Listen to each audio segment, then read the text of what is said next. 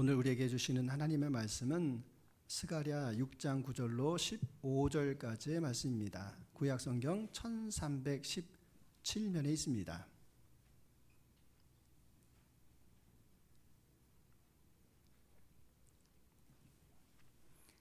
스가랴 6장 9절로 15절까지의 말씀, 찾으신 줄 알고 받들어 읽을 때 마지막 절을 같이 합독하겠습니다. 여호와의 말씀이 내게 임하여 이르시되, 사로잡힌 자 가운데 바벨론에서부터 돌아온 헬데와 도비야와 여다야와 스바냐의 아들 요시야의 집에 들어갔나니, 너는 그날에 그 집에 들어가서 그들에게서 받되 은과 금을 받아 면류관을 만들어 여호사닥의 아들 대제사장 여호수아의 머리에 씌우고 말하여 이르기를, 만군의 여호와께서 이같이 말씀하시되, 보라, 싹이라 이름하는 사람이 자기 곳에서 돋아나서 여호와의 전을 건축하리라. 그가 여호와의 전을 건축하고 영광도 얻고 그 자리에 앉아서 다스릴 것이요, 또 제사장이 자기 자리에 있으리니 이 둘 사이에 평화의 의논이 있으리라 하셨다 하고, 그 면류관은 헬렘과 도비야와 여다야와 스바냐의 아들 헨을 기념하기 위하여 여호와의 전 안에 두라 하시니라. 먼데 사람들이 와서 여호와의 전을 건축하리니 만군의 여호와께서 나를 너희에게 보내실 줄을 너희가 알리라. 너희가 만일 너희의 하나님 여호와의 말씀을 들을진대 이같이 되리라. 아멘. 여러분 반갑습니다. 오늘 우리가 맥주 감사 주일을 맞이하고 있습니다. 맥주 감사 주일이 어떤 의미인가? 여러분 주보를 보시게 되면 오른쪽 면에 제가 기록해 놓았습니다. 자, 맥주 감사절 어떤 의미인지 같이 한번 읽어보겠습니다. 맥주 감사절은 첫 수확한 곡물로 드리는 감사제로서 시내산 언약과 오순절 성령 강림으로 탄생한 교회의 출발이 되는 절기입니다. 자, 여기에서 감사제라고 말씀을 드렸고, 시내산 언약 그리고 오순절 성령 강림으로 교회가 탄생한 절기가 바로 맥주 감사 주일입니다. 그래서 우리가 절기를 좀 아셔야 되는데, 이 절기를 보시게 되면 구약에 3대 절기가 있습니다. 자, 유월절이 있고 또 맥주절이 있고 이 수장절, 이렇게 세 절기가 있습니다. 자, 이 농사력으로 이렇게 따져 보게 되면, 자, 이제 이 6개월 동안 이렇게 곡물을 거두게 되는데, 6월절에 이렇게 씨를 뿌립니다. 그런데 50일이 돼서 우리하고는 좀 다른 것 같습니다. 제가 콩을 심어보고 고구마를 심어보니까 우리나라에서는 적어도 한 4달 정도가 수확이 되는데, 여기는 50일 만에 이제 수확을 합니다. 그래서 첫 수확을 가지고 하나님 앞에 감사드리는 절기가 맥주 감사주일이고, 자, 이 수장절이라고도 하고 초막절이라고도 하는데, 이 절기에는 자, 이제 모든 들녘에 있는 들판에 있는 곡식들을 다 거두어서 하나님 앞에 감사로 드리는 절기가 수장절, 초막절입니다. 근데 오늘 우리가 보실 이 맥주절을 보시게 되면 맥주절이라고도 하고 또 칠칠절이라고도 합니다. 자, 맥주절, 칠칠절 어떤 의미인가? 자, 50일이라고 말씀을 드렸습니다. 그래서 일주일이 7일 곱하기 7은 77, 49, 그리고 그 다음 날이 이제 50일. 자, 오순절은 5개가 순 10개가 있다는 겁니다. 5개가 10개 있으면 50일. 그래서 이 칠칠절, 오순절, 맥주절 같은 의미다라는 것을 알게 됩니다. 자, 그런데 여기에서 우리가 중요한 것이, 이 수장절에는 모든 곡식을 다 거둔다고 했는데, 이 맥주절에는 처음 나는 이 보리 처음 나는 것을 하나님 앞에 감사함으로 드립니다. 자, 여러분, 우리가 왜 처음 것을 드리는가? 하나님께서는 처음 것을 좋아하시기 때문에 그렇습니다. 하나님께서 좋아하시는 첫 예물이 어떤 것일까? 우리가 일주일이 있습니다. 일주일에 첫날을 주일이라고 합니다. 그래서 우리가 주일을 지키는 것을 하나님께서 기뻐하십니다. 한 달에 첫날을 월삭이라고 합니다. 그래서 월삭으로 하나님 앞에 예배드리는 것을 주님께서 기뻐하십니다. 소득 가운데에서 11조를 구별하여서 처음 것을 하나님 앞에 드립니다. 하나님께서 기뻐하십니다. 그 자녀 가운데에서 첫 아들을 이제 하나님께서 기뻐하셔서, 이 이스라엘의 그 첫 아들 그 수하고 레위인의 그 수하고가 같습니다. 그래서 그 첫 아들을 통해서 기력의 시작이 되는 것이고, 그리고 그 처자들에게 하나님께서 갑절의 은혜를 주시는 것, 그것을 우리가 너무나도 잘 알고 있습니다. 자, 그래서 여기에서 이 첫 것을 하나님께서 기뻐하신다라는 의미, 또 뿐만 아니라 이 절기는 구원하고도 연결이 되어 있습니다. 농사뿐만 아니라 구원하고도 연결이 되어 있는데, 6월절 예수님께서 그 어린 양이 되셔서 그 어린 양을 잡아서 그 피를 이 문지방에, 문설주에 이렇게 뿌리게 되면 그 죽음의 사자가 건너감으로 이스라엘에 있는 모든 장남들이 죽지 않고 다 구원받은 날이 6월절 아닙니까? 그리고 그 6월절 사건을 통해서 애굽에서 출애굽하여서 광야로 나갔던 그 6월절. 자, 그런데 이 맥주절은 어떤 절기인가 하면은 오순절, 예수님께서 성령으로 이제 다시 오시겠다 강림하셔서 각 사람에게 나타나셔서 은혜를 베풀어 주셨습니다. 자, 그래서 그림으로 한번 보시게 되면, 자, 50일째 이스라엘 백성들이 애굽에서 나와서 50일 만에 시내산에 도착하여서 하나님으로부터 율법을 받은 날이 바로 이 맥주절 오순절입니다.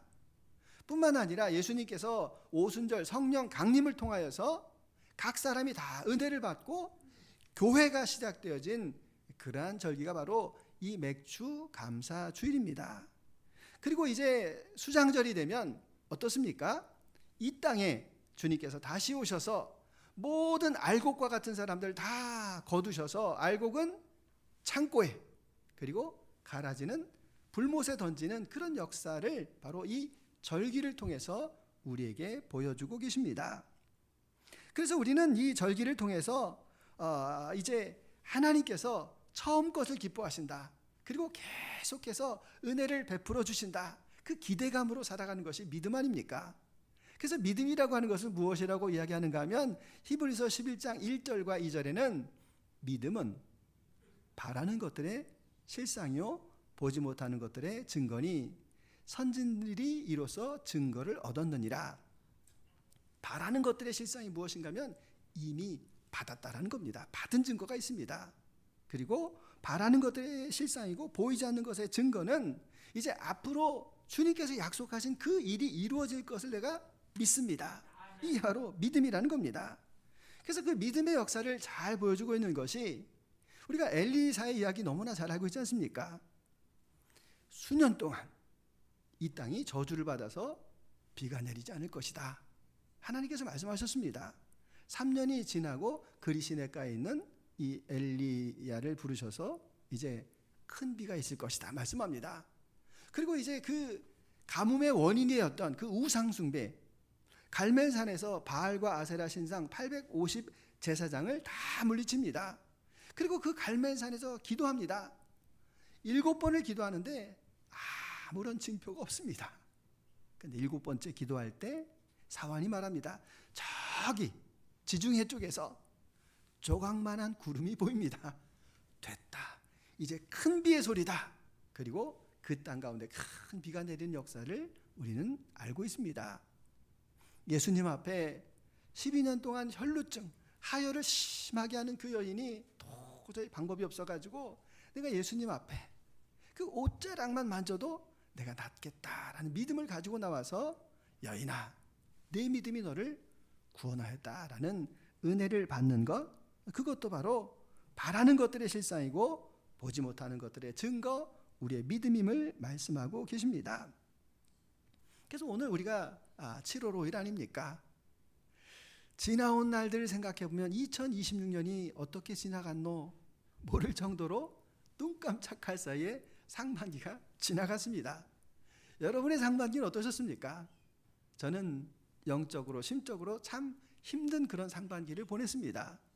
그런데 이제 다시 주실 그 하반기 기대하며, 하나님, 이 묶여있는 것들 그리고 막혀있는 것들이 다시 풀려지는 역사가 나타나기를 원합니다, 이러면서 기대하며 하반기를 지금 맞이하고 있다라는 이야기입니다.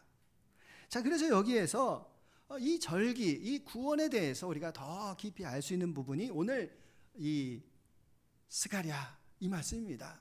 이 스가랴의 이 말씀을 읽는 가운데서 하나님의 구원의 그 깊고도 넓은 그 은혜가 얼마나 큰가라는 것을 경험했습니다. 자, 무슨 말씀인가 하면 이제 이스라엘 백성들이 포로로 끌려가 가지고 70년 만에 고국으로 다시 돌아왔습니다. 제일 먼저 성전을 짓겠다라고 성전 건축을 시작했는데 그만 무슨 일인지 그 성전 건축이 중단돼 버렸습니다. 아마도 여러 가지 이유가 있겠지만 먹고 사는 문제가 너무 급하다라고 생각하여서 성전 공사가 중단되어졌을 때 하나님께서 선지자 둘을 부르십니다. 학개 선지자를 부르셔서 산에 가서 나무를 베어다가 성전을 건축하라. 이로써 내가 영광을 얻을 것이다. 성전 건축의 구체적인 것에 대해서 학개 선지자에게 말씀합니다. 또 동시대에 스가랴 선지자가 있는데 이 스가랴 선지자에게는 8가지의 그 환상을 통해 가지고 이 성전이 얼마나 영광스러운 성전이 될 것인가라는 것을 말씀해 줍니다. 그러면서 스가랴에게 무슨 이야기를 하시는가 하면 자, 은과 금을 모아 가지고 면류관을 만들라는 겁니다. 그래서 그 면류관을 누구에게 씌우라는 겁니까? 그 당시 대제사장이었던 여호수아, 여호수아 갈렙 그분이 아니라 똑같은 일이 많습니다. 그래서 그 당시에 대제사장이 여호수아였는데 그 사람에게 면류관을 씌우라. 이게 굉장히 특이한 행동입니다.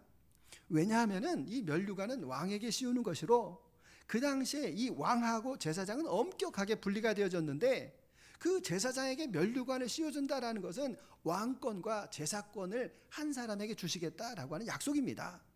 그런데 그 약속이 참 놀라운 것이 있는데 그 약속의 주인공이 누구냐? 이것을 12절에서 말씀하고 계시는데 자 12절을 한번 보시게 되면 같이 한번 읽어보겠습니다.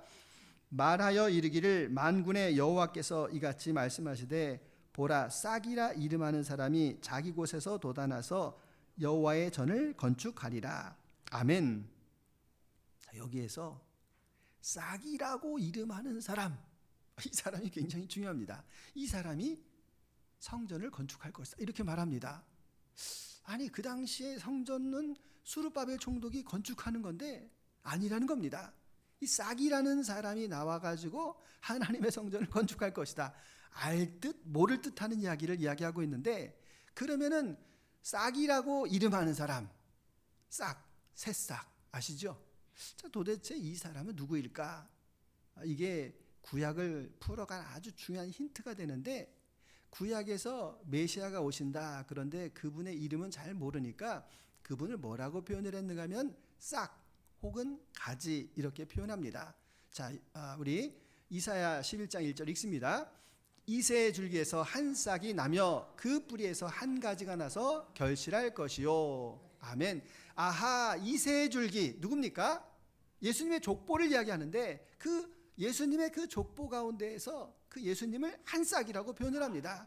또 한 가지라고 이렇게 표현을 하는 것을 알 수 있습니다. 그러니까 이 한 싹과 이 가지는 메시아, 그 예수 그리스도께서 오신다라는 것을 800년 전에 예언하고 있는 이야기입니다.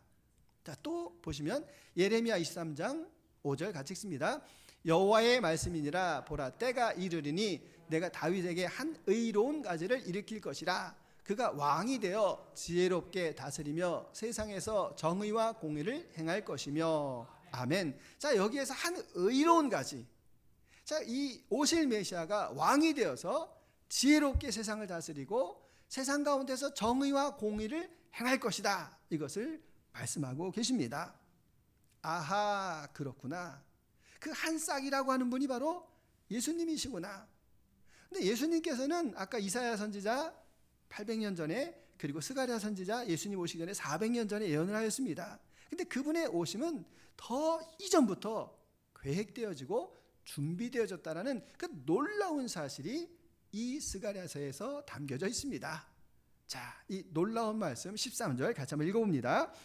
그가 여호와의 전을 건축하고 영광도 얻고 그 자리에 앉아서 다스릴 것이요 또 제사장이 자기 자리에 있으리니 이 둘 사이에 평화의 의논이 있으리라 하셨다 하고. 아멘. 자, 이 평화의 의논이라는 이 단어가 나오는데 Council of Peace라는 단어를 씁니다. 그러니까 평화를 위하여서 회담을 했다는 겁니다. 누가 회담을 한 겁니까? 회담은 한 사람이 하는 거 아닙니다. 자, 이 회담의 가장 중요한 내용은 무엇인가 하면 하나님께서 창세 전부터 인간을 구원하시기 위한 구원의 계획을 가지고 계셨습니다. 이것을 성자 예수님께서 아셨습니다. 그래서 성부 하나님과 성자 예수님 간의 이 평화의 회담을 통해서, 평화의 의논을 통하여서 예수님께서 이 땅에 인간의 몸으로 오시고 십자가를 지셔서 우리를 구원하실 것에 대해서 이미 창세전부터 예비되셨다라고 하시는 말씀을 바로 여기에서 우리에게 들려주고 계시는 것입니다. 자, 그래서 이 구원이라고 하는 것을 우리는 구약 속에서도 여러 가지 찾아볼 수가 있는데, 우리 뭐 잘 아시는 것처럼 창세기 22장에 보면 아브라함이 그 아들 이삭을 바칩니다. 모리아 산에서 바치려고 하니까 하나님께서 됐다, 내가 너의 믿음을 보았다. 그리고 뭘 준비하셨습니까? 그 옆에 풀숲에 걸려있는 수량을 준비하시는데, 우리는 그냥 지나쳐버리는데 그 수량이 누굽니까? 바로 예수 그리스도를 말씀하고 계십니다.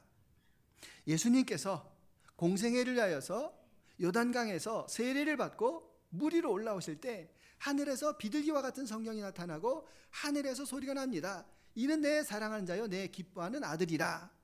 성부, 성자, 성령의 그 삼위의 사역이 바로 펼쳐지고 있음을 우리에게 말씀을 해주고 계십니다. 그래서 여러분, 여기에서 이 구원에 대해서 아까도 말씀을 드렸지만 구원은 이미 얻은 증거가 있습니다. 예수님께서 이미 이루어 놓으신 그 증거가 확실합니다. 그 위에 무엇이 필요한가 하면 그분의 약속, 그 약속을 믿고 따라가는 것이 바로 구원입니다. 구원의 완성이 됩니다. 자, 이 구원에 대해서 히브리서 10장 19절 20절에서 말씀합니다. 같이 읽습니다. 그러므로 형제들아, 우리가 예수의 피를 힘입어 성소에 들어갈 담력을 얻었나니 그 길은 우리를 위하여 휘장 가운데로 열어놓으신 새로운 살 길이요 휘장은 곧 그의 육체니라. 아멘. 자, 무슨 말씀입니까? 그 구약의 성전에는 이 휘장이 있습니다. 제가 있는 곳을 지성소라고 하고 여러분이 있는 곳을 성소라고 한다면 이 커다란 이 커튼이 있어가지고 제사장 외에는 7월 10일 외에는 들어올 수가 없습니다. 그런데 예수님께서 그 자기 몸의 그 휘장, 그 성소를 십자가에서 찢으셔서 예루살렘 성전에 있는 그 휘장이 위로부터 아래로 쫙 갈라지는 역사가 예수님의 그 십자가 죽음 가운데 나타납니다. 그 무엇을 상징하는가 하면 이제까지는 대제사장만 들어갈 수 있었는데 이제부터는 바로 그분의 피를 힘입어서 성소에 우리가 담력을 가지고 들어가게 되었다. 그분이 새로운 길을 열어주셨다라고 선포하는 말씀이기도 합니다. 자, 그래서 우리는 그분의 약속을 믿고 살아가는데 그 약속이 어떤 결과로 이루어지는가? 자, 히브리서 12장 22절 23절 그러나 너희가 이른 곳은 시온산과 살아계신 하나님의 도성인 하늘의 예루살렘과 천만 천사와 하늘에 기록된 장자들의 모임과 교회와 만민의 심판자이신 하나님과 및 온전하게 된 의인들의 영들과. 아멘. 자, 이제 우리가 그 믿음을 가지고 살게 되면 이제 어떤 일이 벌어진다는 것입니까?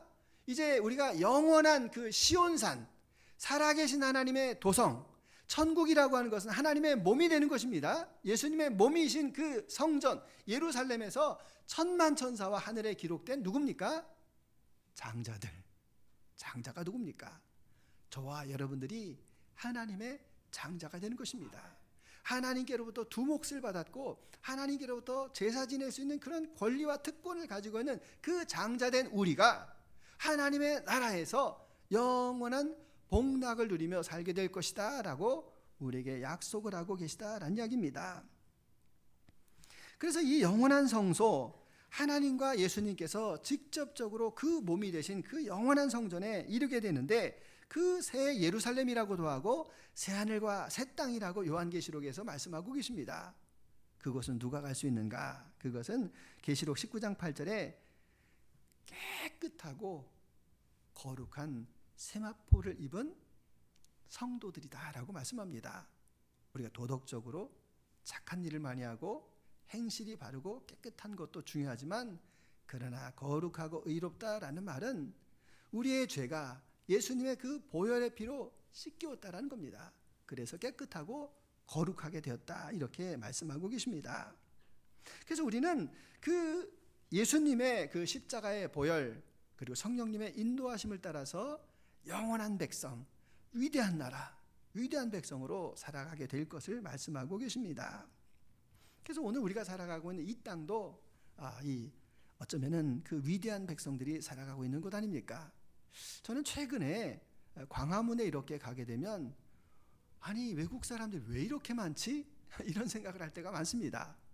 이야, 전 세계에서 다 와가지고 우리나라가 노래가 좋다고 하고 우리나라 음식이 좋다고 하고 심지어는 우리나라 말하는 것도 좋답니다.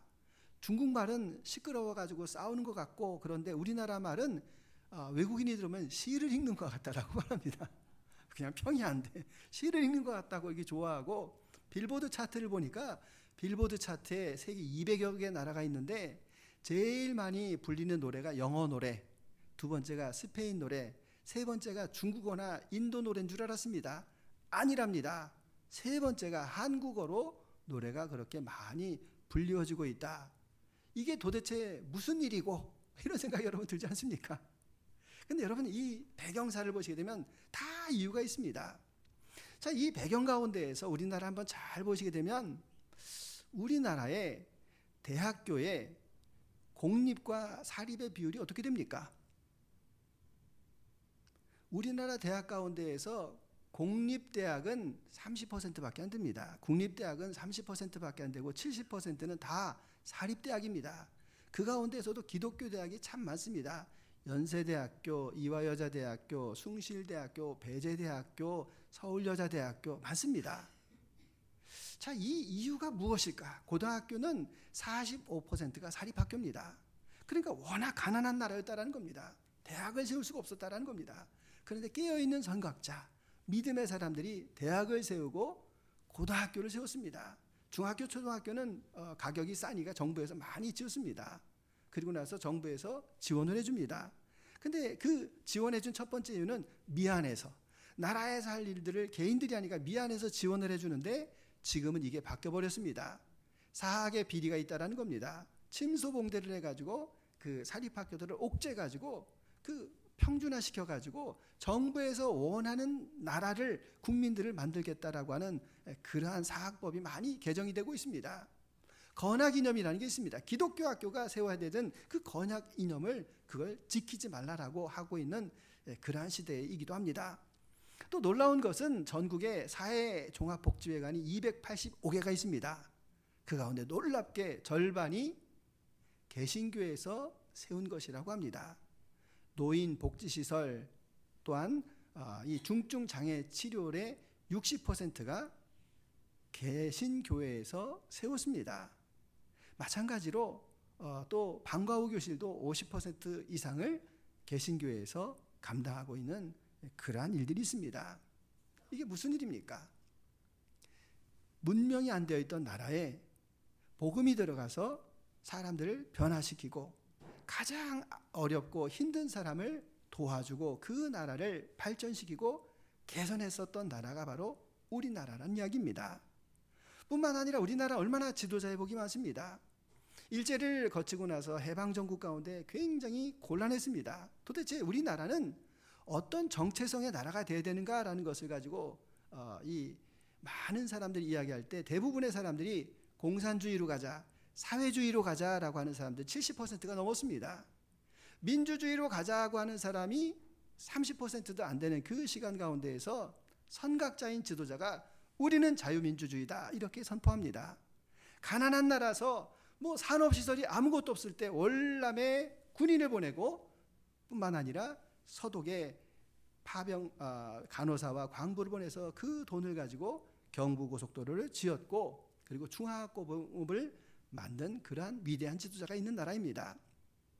자, 우리가 중진국 함정에 빠질 수 있었는데 우리가 선진국이 될 수 있었던 것은 북방에 있는 공산주의와 우리가 수교를 하자라고 담대하게 외쳤던 그 지도자의 해안이 있었습니다.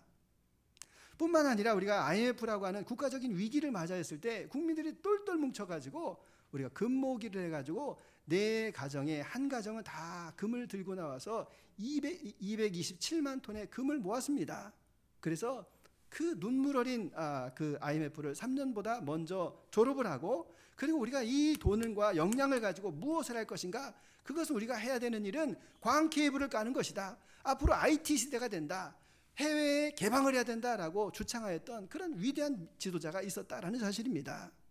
뿐만 아니라 이 코로나로 다 어려움을 겪고 있을 때 드라이브 스루라고 하는 기가 막힌 제도를 만들어 가지고 이 코로나를 극복시킨 그런 위대한 지도자를 가지고 있는 나라가 바로 우리 대한민국이다라는 그런 말씀입니다.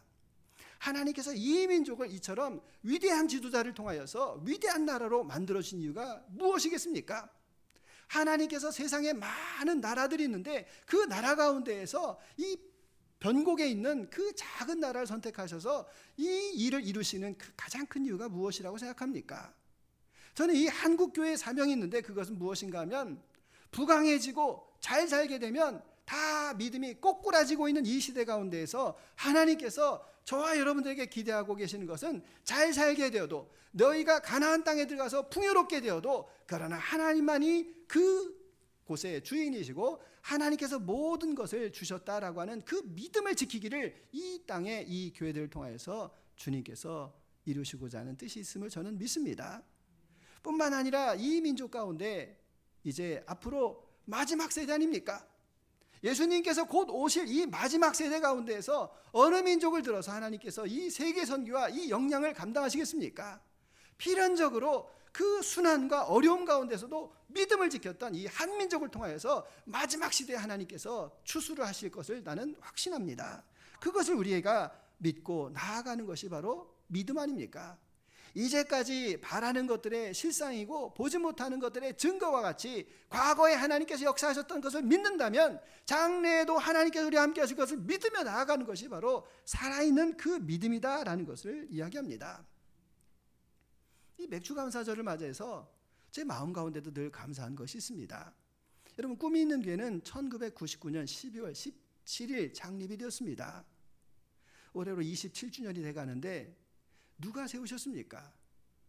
김옥재 목사님이라는 분이 그 가족과 함께 이 교회를 개척하셨습니다. 저도 지하에 오래 있다가 보니까 그분이 본 적은 없지만 마음 가운데 드는 생각은 그분이 정말 자신의 모든 것을 바쳤구나.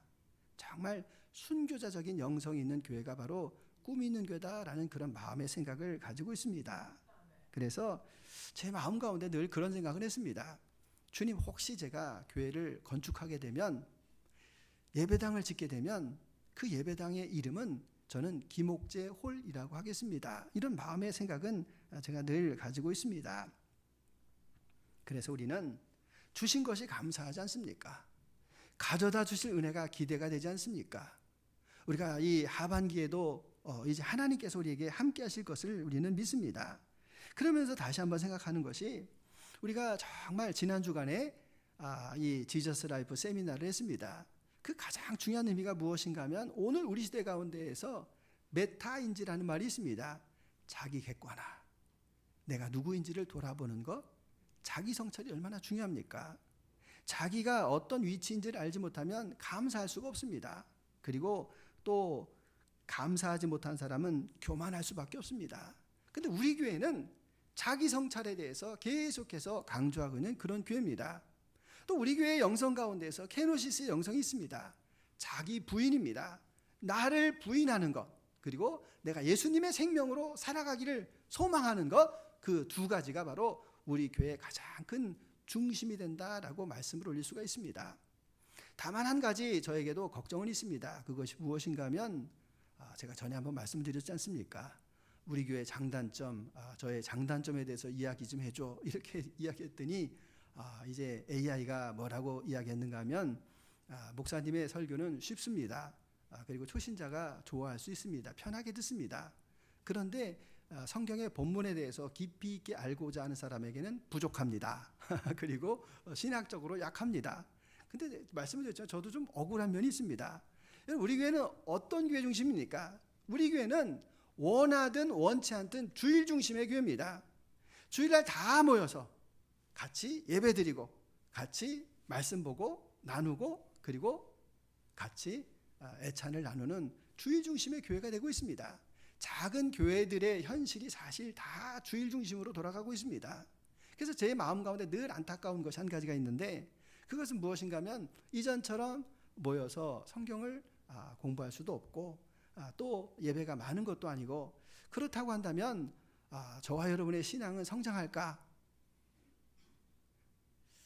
여러분 저기 카페테리아에 가면 고구마 심어놨습니다.